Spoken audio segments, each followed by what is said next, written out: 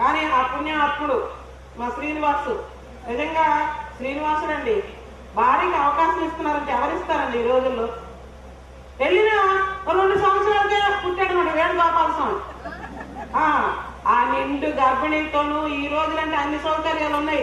పల్లెటూరులండి లారీలు అంటే లారీలు ఎక్కి, సైకిల్ అంటే సైకిల్ ఎక్కి, రిక్షా అంటే రిక్షా ఎక్కి, నడిచి మారుమూల ఊర్లకు వెళ్ళి తిండి లేక తిప్పలు లేక గర్భిణీ స్త్రీకి ఎన్నో కోరికలు ఉంటాయి. ఆ కోరికలను పక్కకు పెట్టేసేసి ఆ భగవద్గీత సద్గురుదేవులు ఇంటింట్లో ఉండాలి, ఇంటింట్లో భగవద్గీత ఉండాలి అని ప్రధానమైనటువంటి సంకల్పంతో మరి ప్రచారం చేస్తూ ఉంటే వాడు పుట్టాడనమాట. వాడంతుండే అవమానాలు పడిందో అన్ని పడినా రెండింటిని పట్టుకుంది. ఏమిటా 2? సద్గురుదేవుడు, భగవద్గీత.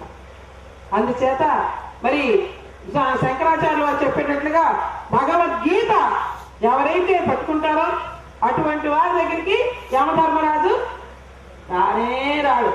అయితే మీరందరూ భగవద్గీత పట్టుకుంటున్నారు, మీరే కాదు ఇంకొకటి మీరు తయారు చేయాలి.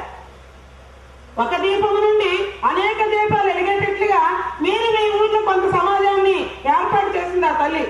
అయితే మా వరకే మేము పరిమితం అనుకోకూడదు, మీరు ఇంకొక 10 మందిని తయారు చేయాలి, వాళ్ళు ఇంకొక 10 మందిని తయారు చేయాలి. అలా అయితే విశ్వమే గీతామయం అయిపోతుందన్నమాట. భగవద్గీత కించిదీత గంగా జలలవ కణికా పీత సకృతపియేను మురారి సమర్చ తస్యేమోపి నా కురితే చర్చ అని మనకి శంకరాచార్యులు చెప్తున్నారు. భగవద్గీత కొద్దిగా చదవాలి, కొద్దిగా చదవమన్నాను. రేపటి నుండి ఎత్ర యోగేశ్వర కృష్ణాన్ని చూసుకోకండి. సోమరిపోతులకి ఎక్కడా స్థానం లేదు, మలయాళ స్వామిలో చెప్పారు కదా, కొద్దిగా చదవమన్నారు కదండి శంకరాచార్య గారు.